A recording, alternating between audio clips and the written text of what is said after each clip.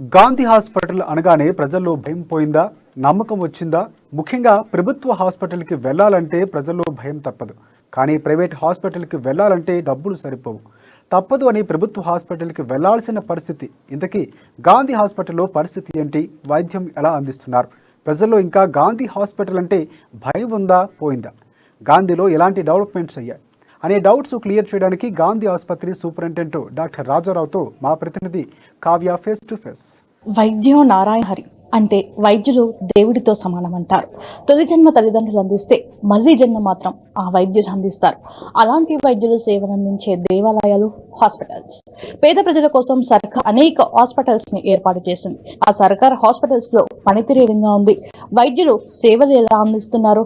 So ముఖ్యంగా present అయితే మనం గాంధీ హాస్పిటల్ సూపరింటెండెంట్ రాజారావు దగ్గర ఉన్నాను. వారిని అడిగి మన నిమిషాలు తెలుసుకుందాం. సార్ నమస్తే సార్.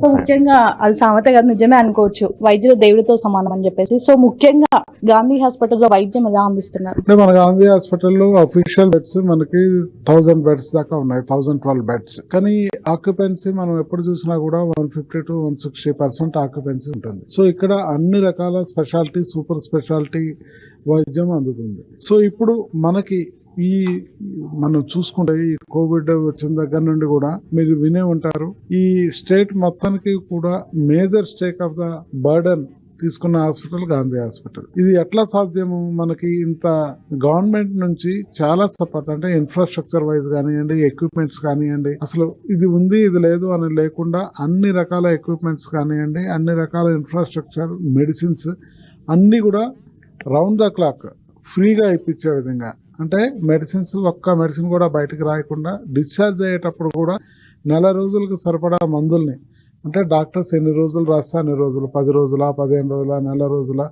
వాళ్ళు రాసిన దాన్ని బట్టి అన్ని రోజులు ఫ్రీ మెడిసిన్స్ ఇచ్చి పంపించడం జరుగుతుంది. సో అన్ని రకాల సేవలు ఫ్రీ ఆఫ్ కాస్ట్, నాణ్యమైన సేవలు జరుగుతున్న హాస్పిటల్స్ గవర్నమెంట్ హాస్పిటల్. రైట్, చూసారు కదా, ఖచ్చితంగా గాంధీ హాస్పిటల్ డెవలప్మెంట్ అయ్యింది. ప్రతి నిమిషం శానిటైజర్ అవుతుంది. ఏదైతే గ్రీనరీకి సంబంధించి చాలా నీట్ గా ఉంది అనేసి అయితే వాళ్ళు చాలా గట్టిగా వ్యక్తం చేస్తున్నారు. ఒకప్పుడు గాంధీ హాస్పిటల్ వేరు, ఇప్పుడున్న గాంధీ హాస్పిటల్ వేరు, ప్రజలు చాలా ధైర్యంగా రావచ్చు అనేసి అయితే వాళ్ళు చాలా గట్టిగా వ్యక్తం చేస్తున్నారు. వీడియో జర్నలిస్ట్ రాజుతో కావ్య, హైదరాబాద్. వైద్యం నారాయణ.